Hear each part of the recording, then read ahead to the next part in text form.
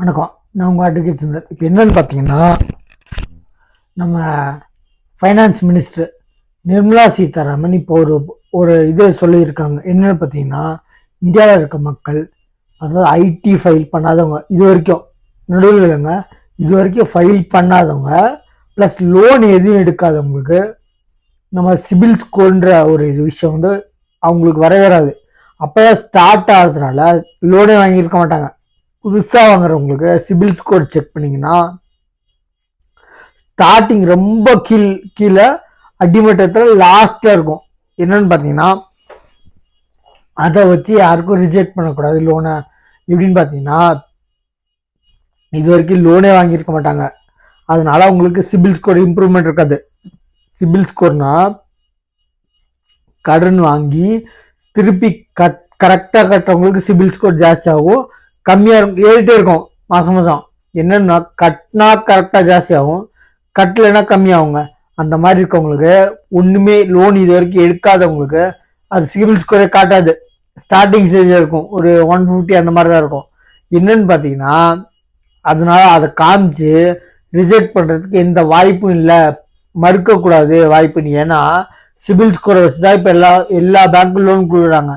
லோனே எடுக்காதவங்களுக்கு புதுசாக loan apply பண்ணும்போது CIBIL score எப்படிங்க வரும்? அதை வச்சு என்ன பண்ணியிருக்காங்கன்னா, இதை காரணம் காட்டி ரிஜெக்ட் பண்ணாதீங்க, இதை ஃபோட்டோ அப்லோட் பண்ணியிருக்க பாருங்க. இது என்னன்னா எல்லாருக்கும் ரொம்ப யூஸ்ஃபுல்லுங்க. ஏன்னு பார்த்தீங்கன்னா, புதுசாக எக்கச்சக்கமான பேர் அப்ளை பண்ணிங்கன்னா இது வரைக்கும் லோனே எடுத்துருக்க மாட்டாங்க.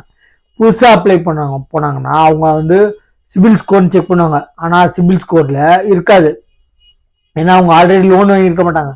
அது என்ன ஸ்டாண்டர்ட்னா, லோன் வாங்கியிருக்கோட டேபிள் கலர், அதான் சிபில் ஸ்கோர். வெளிப்படையாக சொல்லணும்னா நம்ம லெட்ஜர் புக் மாதிரி, யார்கிட்ட எவ்வளோ வாங்கினோம், எப்படி கொடுத்தோம், எவ்வளோ நாளில் கொடுத்தோமா கொடுக்கலையா, அதுதான் சிபில் ஸ்கோருங்க.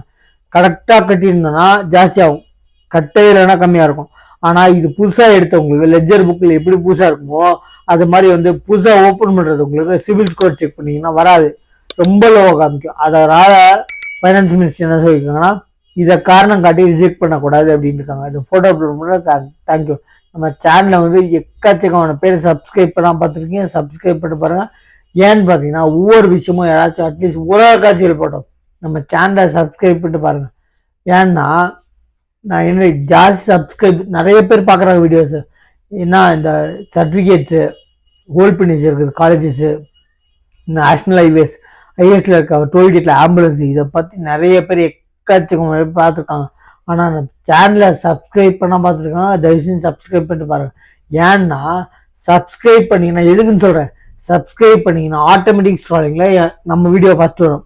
இப்போ சர்ச்சில் போட்டிங்கன்னா, இப்போ ஒரு என்ன ஒரு எக்ஸாம்பிள் ஏதாவது ஒரு சர்ச் பண்ணி என்ன தயிர் சாதம், எக்ஸாம்பிள் தயிர் சாதம்னு சர்ச் பண்ணிங்கன்னா தயிர் சாதத்தில் லாஸ்ட்டில் குறைஞ்சிக்கலாம் நம்ம வீடியோ ஃபஸ்ட்டு வராது.